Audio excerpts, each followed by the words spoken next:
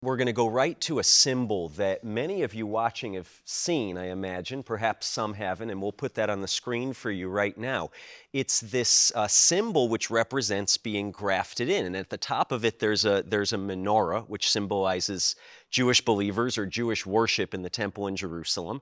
And at the bottom there's a fish, which we know historically was an ancient symbol of Gentile believers, not from a Jewish background, who believed Jesus was the Messiah in the early church. And then these things are connected by a Star of David right at the center. And again, many have seen this, but actually it dates back, Jonathan, almost 2,000 years. And in recent archaeological history, you know, in Israel, you and I have both been so many times, around every corner there's an ancient artifact. But in the 1960s, some people living in the old city of Jerusalem began to find literally dozens of this symbol, the menorah and the fish joined by the Star of David, on ancient pottery, on walls of mikvahs or ritual Jewish ceremonial cleansing baths in the basements of basements in the old city of Jerusalem. And yet, after the 1st and 2nd century AD, this symbol really disappears. It does. Now, here's what's so intriguing about it, Ezra, and I use the word mystery, but maybe conspiracy is more accurate. So here's this, it was a priest actually that found these multiple examples on pottery. Sure. As you said, a mezuzah that goes on the door. Right. There were actually jars that had this this insignia on it, and we know that it dates back to the 3rd century, and yet you don't hear anything about it until the 1990s. Right.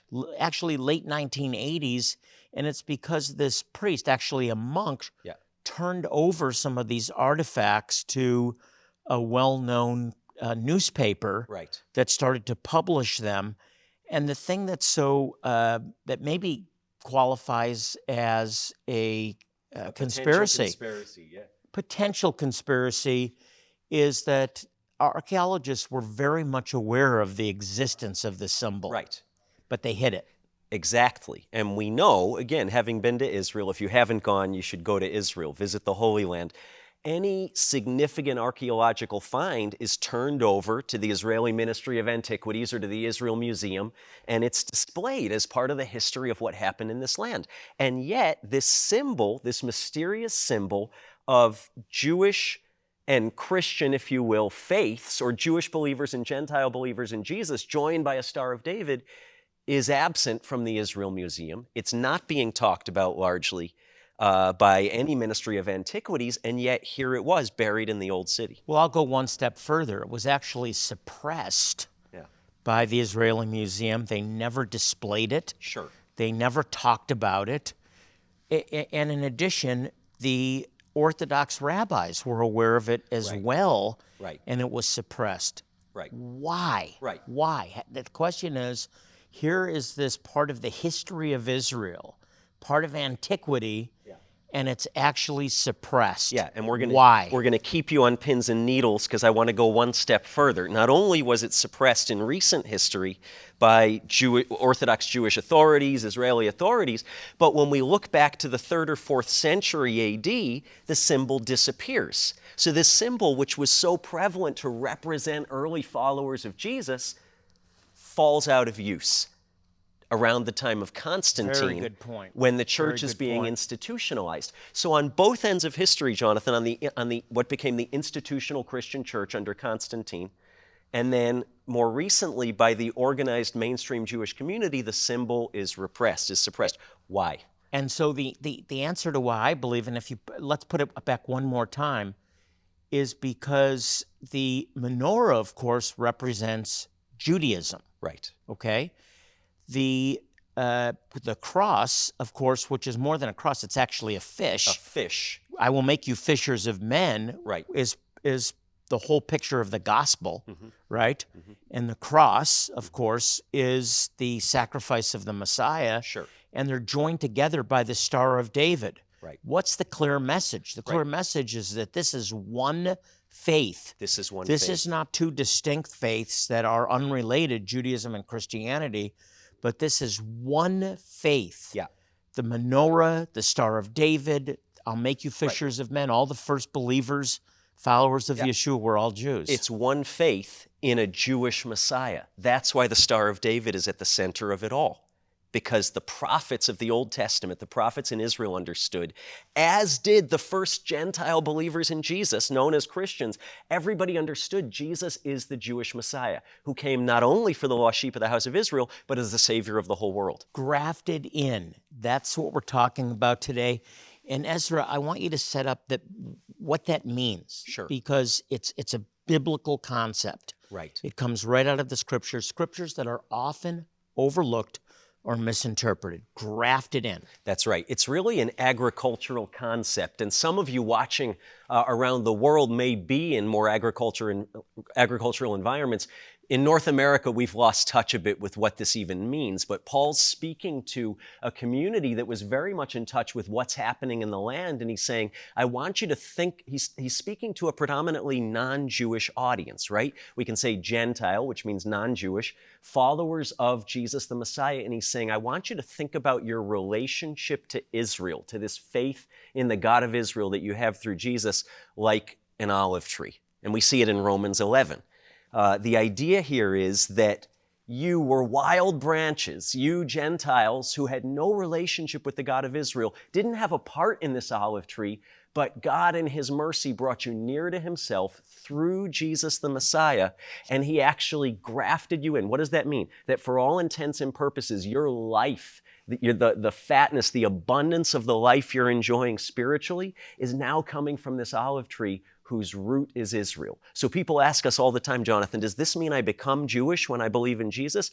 No, you don't become part of the people of Israel, but you're grafted into the commonwealth of Israel through faith. Those blessings, that heritage, that faith in the God of Abraham, Isaac, and Jacob, and all He's done are yours through the Messiah. Well That's said. what it means. Let me add to that. Probably greatest error in the church, and I think it's crippled the church from fulfilling the mandate to reach the world to a large degree, is not embracing our commitment to Israel and the idea that we've replaced Israel. Well, Romans 11 makes it very clear that you, as wild branches, have been grafted into the olive tree that also has natural branches.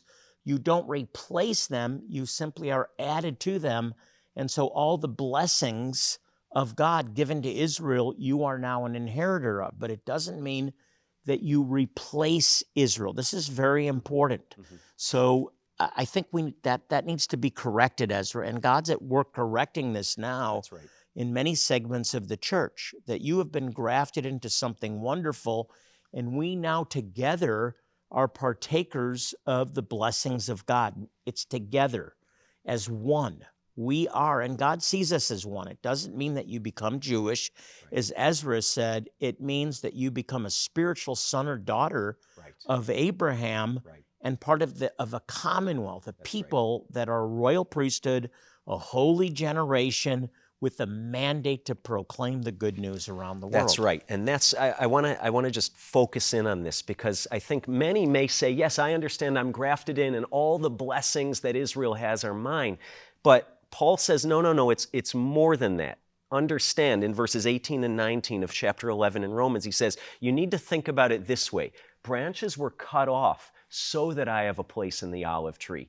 And he says, but that's not the end of the story. If God brought you who had no part into the blessings, the fullness of the sap of this olive tree, then surely He's able to take the branches that originally were part of the tree, who He had to cut off for their unbelief, and to graft them in again. And so as much as you've inherited the blessings, I just want to look you in the eye right now, as much as you've inherited the blessings of being made part of the commonwealth of Israel, you also now have a God-given irrevocable responsibility to ask God to graft back in those branches He loves who had to be cut off in unbelief. Ezra, he goes even one step further, which is why I love Romans 11. Yeah. It's so clear that it's the rejection of the natural branches, the actual breaking off of the natural branches that brought this engrafting, that brought you into the kingdom of God. And don't forget, it was the Jewish apostles that brought the gospel around the world. And so there's a debt of responsibility to the early church. That's right. Who were all Jews. That's right. Who believed in their Messiah. They fulfilled the mandate to bring the gospel around the world.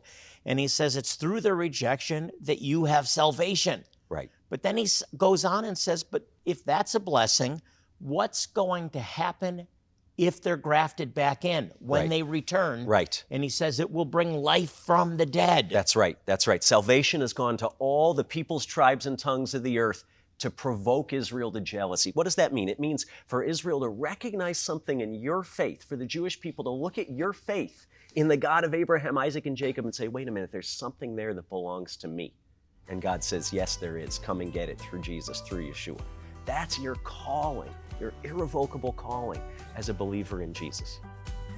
Carry this tote bag with the grafted-in seal of the menorah and fish, joined by the Star of David, and you're proclaiming how Jews and Christians are united in Jesus. Make a gift of $40 or more, and we'll send you this inspiring tool for ministry. We'll also include Enter His Gates, a book written for Christians to better understand your Jewish roots, and how Jews and Christians are not meant to have two distinct faiths. To say thank you for your gift of $40 or more, Jewish Voice will send that book and the new tote bag with the symbol of the menorah and fish joined by the Star of David.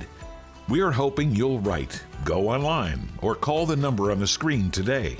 Become a new Shalom partner by making a gift of $30 per month or more, and we'll send you the tote bag, the book, Enter His Gates, and the silver-plated Shema necklace. It comes with an approximately 20-inch chain and just might lead to engaging conversations about Jesus, the Jewish Messiah. Finally, moved by Romans 11:11 and the calling that comes with being grafted in, we invite you to make a one-time special gift of $1,111. $1111. Even in times of crisis, to unite our hearts to God through Jesus, Yeshua. Call this number, scan the QR code, give securely online at jewishvoice.tv, or mail your most generous gift to the address on the screen. Thank you so much. Hi, my name is Ezra Benjamin, and I'm the Vice President of Global Ministry Affairs here at Jewish Voice. I'm glad you visited our site today, and before you close this video, I just want to say thanks. Thanks for coming to learn more about what we do. However you got here today, an ad, a search, maybe even a prompting from the Lord, thanks for responding.